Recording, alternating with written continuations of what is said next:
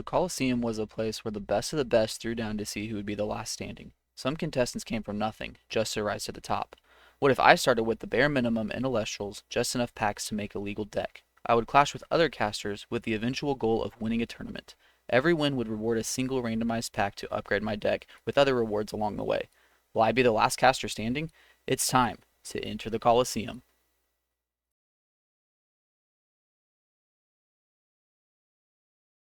All right, friends, welcome to Elestrals Coliseum episode 16. Today, we are here at the wheel, but it's not a wheel that you all are familiar with. It is the new Omni Counter Runes wheel.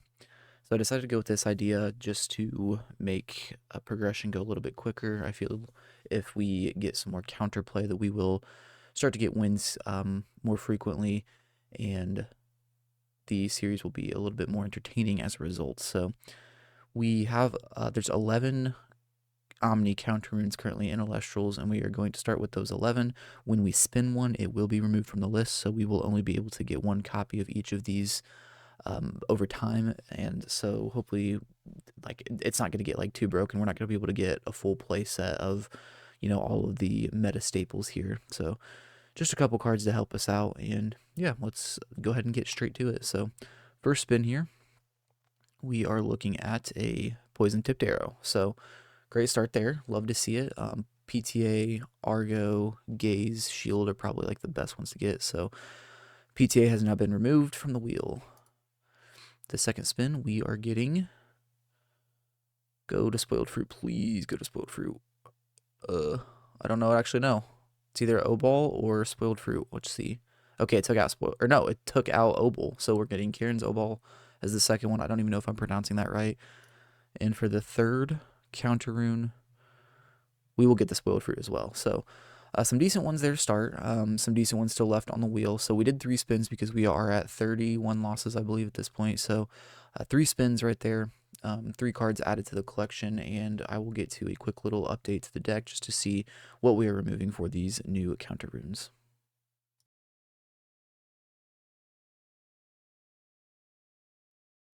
Alright, so looking at the deck, fresh off of the counter wheel spins, we are going to cut these 3 right here. We're going to cut the Bubloon, 1 Rummagem, and the Javelantis.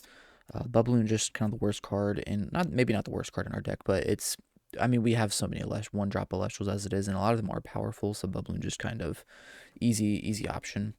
The Javelantis, I noticed in I want to say the couple of the past few clashes, we have been bricked on multiple 2-drops in hand, and looking at Javelantis, it's solid. It's a 6/3/2 water, and then when it destroys an opponent's defense position Celestial, that opponent must expend 3. So decent burn effect. However, the defense position Celestial is the problem part of this. In our deck, we're playing from behind a lot, and so, and Elestrals isn't really a game where people will like throw out a chump blocker. Like, it happens sometimes, but not too often. So less potential for this card to pop off, so gonna cut it. And then the Rummagem, we have 3 Rummagem, and Rummagem's a decent consistency piece. However, like I said with Bubloon earlier, we have so many 1-drops, and we don't really want to ever see like multiple of this in a game. We want to see, one of it in order to get to our Mudlet that we need, or our Mustation that we need. So I'm content with taking this down to 2.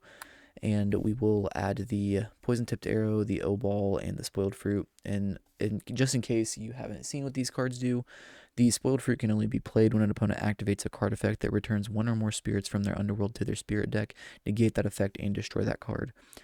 So Spoiled Fruit is a very good side deck card in the meta, competitive Elestrals. It hits a lot of good healers like Sluggle and Quackle, that are, hit the board and they heal as soon as they hit. It also hits like Jertagua, Nimisail, Catarant, stuff like that. Really good for those specific cards. Also, like a Draco Ray, I believe, hits that as well. Anything that heals on cast, in terms of Celestial, is like the best use case for it. It does also hit Calf Mail when Calf Mail goes to the underworld and tries to heal. It can hit the Calf Mail, negate the effect. And then same thing for the Ambrosia. It can stop an Ambrosia. The downside of it hits a Calf Mail or an Ambro is that the card is going away anyways, so you don't get the destroy benefit. However, you're still negating the heal, so it will go in the deck. Next is the Karen's Obal. I've never actually read this card up until this point, and it is simple. 1 cost until the end phase when an Elestral is destroyed in battle, you can draw a card. And so, worst case scenario, we flip this when something of ours is being destroyed and we get to draw a card, see another card in the deck. I think it's better having that than something like the Bubloon, where if we have like 4 or 5 Elestrals in hand and this thing just sits in our hand, it's better that we put this in that slot. So, Karen's Obal. I think it's Karen's Obal. Let me know if I'm pronouncing that incorrectly. And lastly, Poison Tipped Arrow. Also, I don't know if I showed these on screen well enough. Sorry, I need to get better at making sure you guys can see stuff. And then lastly, the Poison Tipped Arrow. Poison Tipped Arrow can only be cast when an opponent casts an Celestial, target it, and give it -2 attack until the end phase.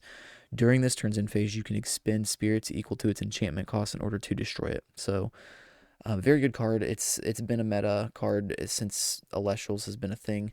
And yeah, it probably will be around for a long time. So probably the best thing to add. It's going to go great with the shield.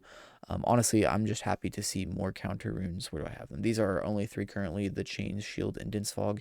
And so we're adding a little bit more counterplay with these 3 cards here. So anyways, that is the update to the deck post wheel spins, and we will jump right into the clashes.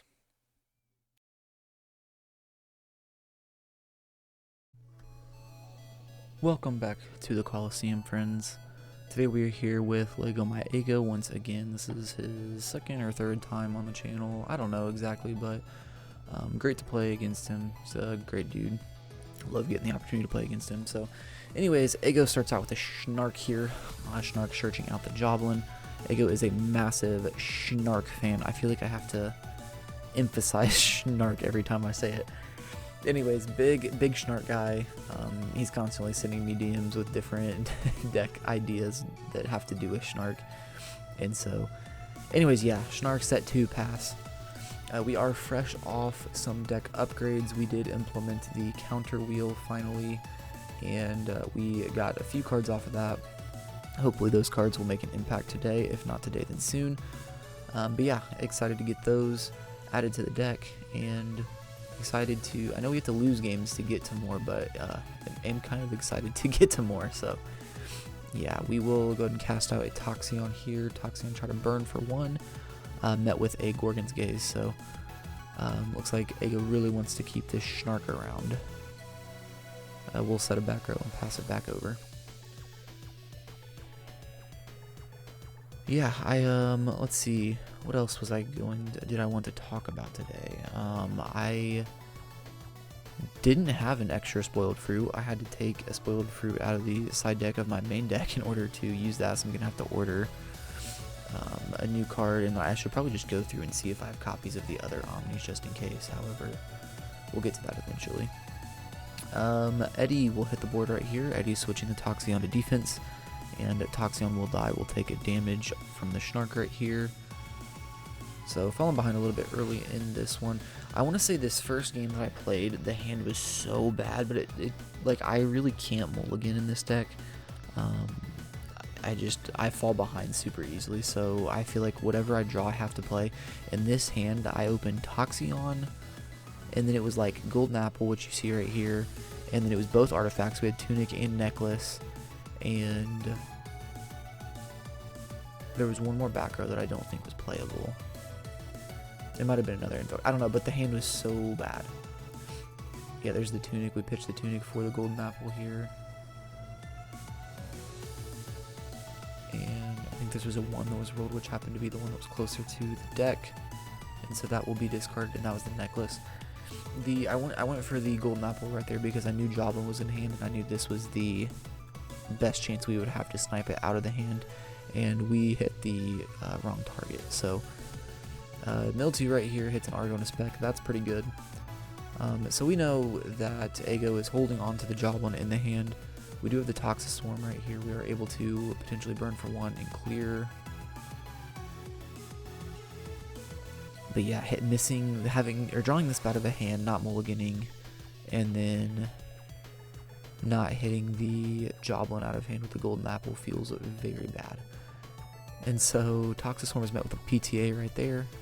PTA giving us -2 attack, and then in the end phase, Eggo can just pay out a spirit to pop the Toxic Swarm. That's exactly what will happen right here. bit unfortunate right here. But yeah, while we're here, I'm doing some thinking right here. There's an Ascension right here. We can go over that. Ascension into the Joblin right here. Joblin's a pretty insane card. If you don't know what it does, it's an 8/4 water lunar, and you can expend a water in order to change the position of a non-water enchanted Elestral, and then if a battle position is changed on either side of the board, draw a card. And so it works really well with cards like Eddy, cards like Mudlet, cards like Tsunami, and obviously those are popular on both sides, so my Eddy triggers it as well. It's just absolutely insane.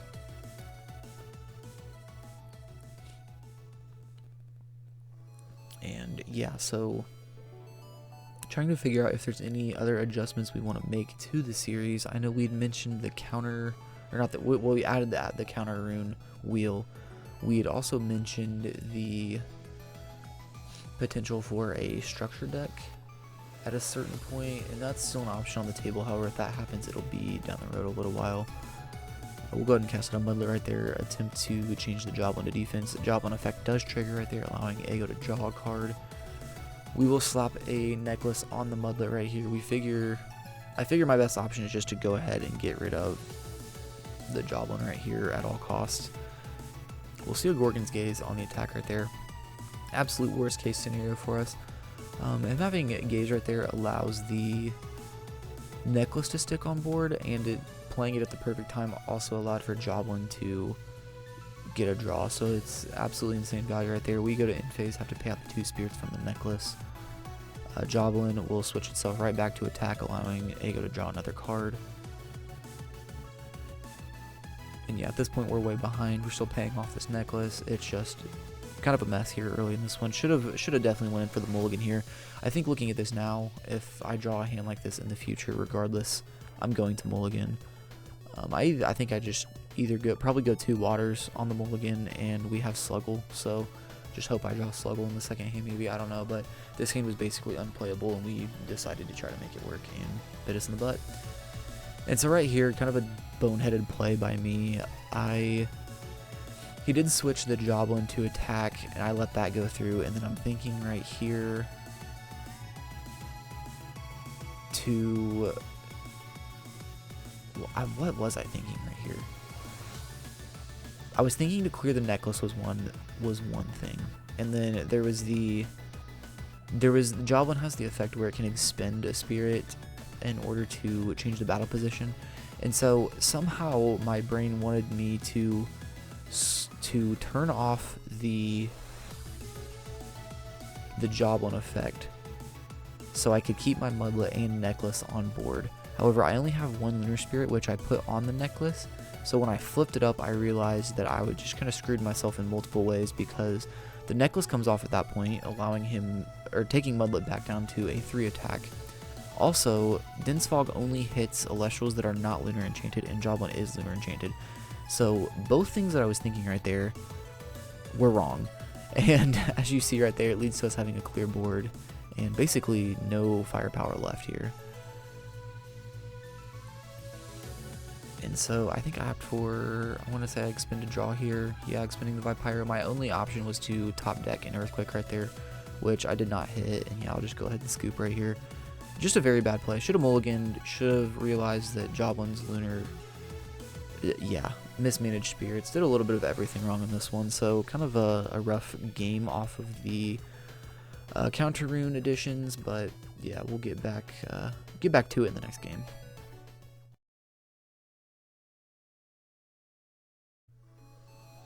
Welcome back for game 2 in this episode against Eggo once again. Casting this a day after the other one. I normally cast these pretty late at night, and my daughter is going through a crazy sleep regression right now, so probably going to forget some stuff that happened last game. I remember I made a very stupid boneheaded play in the last game, so hopefully that ended in game 1, and yeah, I played better in game 2. Anyways, we won the die roll, opted to go second in this one. Eggo starts off with a rabbit. Top tier turn 1 play right there. Grabs a card off the top of or 1 out of 3 off the top of the deck, shuffles the rest. looks like. Set 1 and a pass here, so decent little start for Eggo here. We do have the Frostmite to start. Brand new Frostmite. Actually, maybe not, well, new to us. I mean, it's only been in here a couple episodes. Frostmite hits the board. Frostmite is a 3/1. Once per turn, you can target an Elestral and give it -5 defense, so kind of a really good counter against the rabbit. However, it is met with a Gorgon's Gaze here, so unfortunately not able to clear the rabbit here. Frostmite is 6 on the board. However, we know he has a lot of guys in his position change deck that can get over the Frostmite in a whole bunch of different ways. I mean, it's only a 3 attack, so it's not that hard to clear, but even like a Mudlet gets over it by changing it to defense. So yeah, a lot of options for removal on our tiny little Frostbug here. Also, I apologize. Looks like the camera might have been a little bit laggy on Eggo's side, so apologize for that. See an Earth Spirit come out of the Spirit deck right here, and yeah, we see a Mudlet here. So Mudlet effect goes through, changes the Frostmite to defense, and able to clear right there. Rabbit also did change to attack, so we will pay out 1 Spirit for the Rabbit attack right there. Getting rid of that Luminape. I hate that Luminape is still in our deck. Unfortunately, it is one of the spirits that we opened in our initial 5-pack opening, and so it will be in our deck at least until we, get, I think we're at like 11 or 12 spirits, I want to say, that we've opened at this point. So until we get to like that 21st spirit, the Luminape will be sitting in our deck. Also, a little bit unfortunate, I think we opened like 2 of the initial 5 packs for Daybreak. We didn't get a single solar card, so yeah, a little bit unfortunate right there, but we'll go ahead and throw out a Narpoon here, trying to bait out the Gorgon's Gaze. Our only target for the Narpoon is the Frostmite, so it would have been cool if that hit a Gaze, but unfortunately it did not. Narpoon will go ahead and clear the rabbit, so pretty good spot for us. The Mudlet is on receive, so there could have been an argument to clear the Mudlet. However, the 5 defense on the rabbit, and we're already down our Frostmite, was a bit more intimidating in my opinion, so opted to go ahead and take out the rabbit right there. We do see a water come out of the Spirit deck, and a Mustache hits the board. LegoMyEggo will also pay the Spirit out to swap the Mustache attack and defense, clearing our Narpoon, and then we will take 1 Spirit of damage right here from the Mudlet. Kind of fine with this Mustache being on board. Mustache is an expensive Elestral. It's a 1/6, and then you can expend a Spirit to swap its stats. Also, it allows you to do that expend a Spirit to swap when an opponent casts an Elestral. And so my thinking right here was we just start burning. So cast out the Toxeon right here, try to burn for 1, force him to expend. Unfortunately, it's met with a Gorgon's Gaze here, so a bit unfortunate. Eggo, it looks like these gazes are just glued to Eggo's hand here. Would have been nice to get that Toxeon burn off and then force him to expend from the station as well, and then still clear the Mudlet. Bit unfortunate there, but we see a Schnark hit the board here, and yeah, Eggo is the biggest Schnark fan. I might have said this in the first clash, but big Schnark guy. Searching out the Joblin here. I did try Joblin testing myself a little bit. I think the card is super cool. Like, the stats are absolutely insane on it. 8/4 is super hard to get over. Even if you have like a position change thing, like an Eddie plus Zeus or whatever, it still gets value off of changing its position. So absolutely insane card. I think it's underrated, honestly. I wasn't able to do much with it. Every time I tried to play the deck, I was just drawing double Mustache and crying. So I might have to revisit it at some point, but looks like the Toxeon will get beat over by the Mustache swap here, and then we'll pay 2 for the Mudlet and the Schnark attacks. So falling behind in this one, a bit unfortunate here. Double Gaze really hurts there. Can't wait to get our own copy of Gorgon's Gaze. Leaking the hand a little bit right there. You saw the spec on top, and that's exactly where we'll go. Bring up the spec right here. Trying to see if Eggo wants to pay out the cost to swap from the station here. And I'm not sure if he did. I did opt to go over the Schnark here. Yeah, that's right. He opted not to do it, and I thought to go over the Schnark just in case he wanted to, for some reason, leave the Mist Station out and try to burn himself for more spirits. Unfortunately, he just goes with the smart play and ascends over the Mist Station into the Joblin. Expending a spirit for the Joblin effect to swap our spec to defense, able to draw a card right there. That also will allow the Mudlet to hit over the spec and the Joblin to get in for 2. So once again, the Joblin just kind of doing work right there. It gained a card and was able to get 2 damage in right there. So like I said earlier, I think it's definitely an underrated card. Searchable off Snark. I know a lot of people think Snark is just kind of a wasted cast.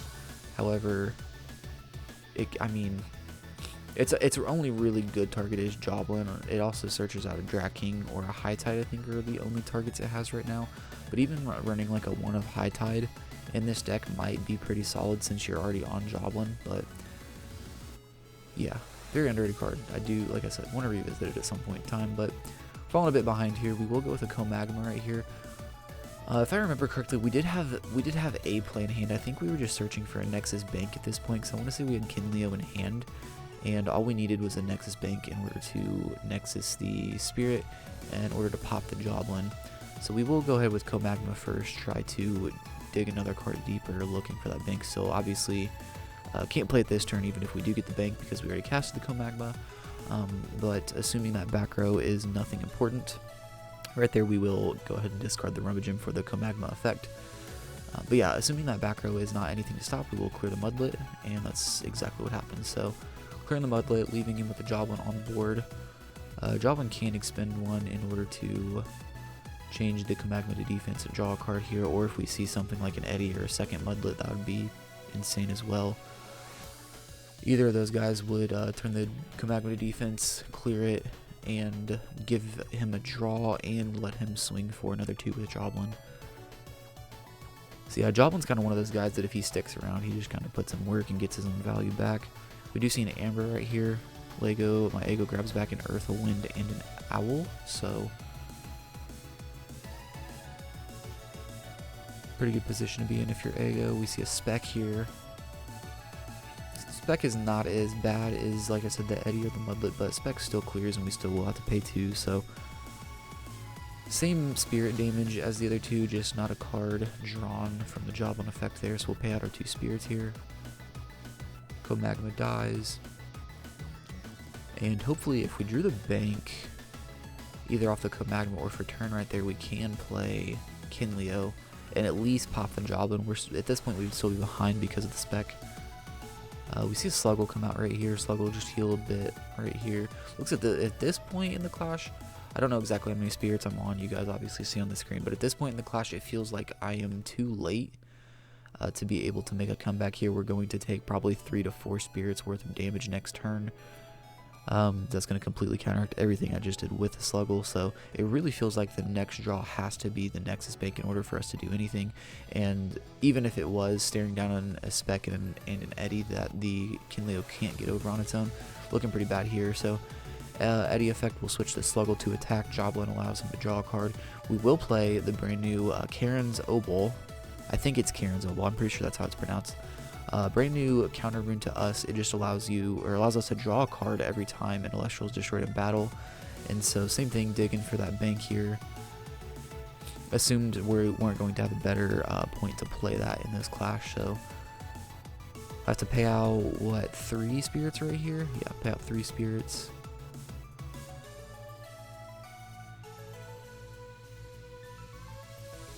And once again, we probably, yeah, you can see the Kinleo in the hand right there. I want to say we also had a Tornado in hand. I think we had a Rabbit in hand from the beginning, and we go ahead and play that now. Digital didn't really have a good point in playing it. Like, Rabbit is a really good card. However, there was always something that was threatening the Rabbit, whether that be a Mudlet or something else. And so I didn't want to play it early. I really wanted to. I didn't want to go a Rabbit into Eggo's Rabbit because we would have. Not that we would have fallen behind in tempo, but we know that there's a lot of things in Eggo's deck that can take out our Rabbit, and we didn't want to fall behind because of that. And so that's why I opted to go with the Frostmite play. Obviously, the Gorgon's Gaze bit us in the ass, but all okay here. We got set 3 at this point. Looks like Eggo switches the Rabbit to attack the Joblin, I believe. able to draw a card off of that. We will see a Zaptor hit the board here with an attack rabbit. So at this point, way too far behind. We're going to be taking, what, 4 spirits worth of damage here. And yeah, I've got only 4 spirits left in deck. So GG's at this point. You see the Neandersloth in hand, the Kinleo, and that third card is a Tornado. So kept the Tornado in hand, hoping that we might be able to get something going. But Joblin just gave Eggo way too much advantage. So taking another loss right here, starting another streak. I think this is 2 losses in a row. So working on our way for another pity pack potentially. Working on another loss streak, counter wheel spin. So see the shield and the chains, golden apples right there, just all kind of dead cards at this point in the game. So anyways, GG, shoutouts to Eggo. Like I said, 2nd or 3rd time on the channel. Love playing against him. Thanks for the games, Eggo. But yeah, until next week, if you guys enjoyed, like and subscribe. Feel free to comment if you guys have any ideas for the series. Let me know. But yeah, thanks for watching, and we'll see you next week.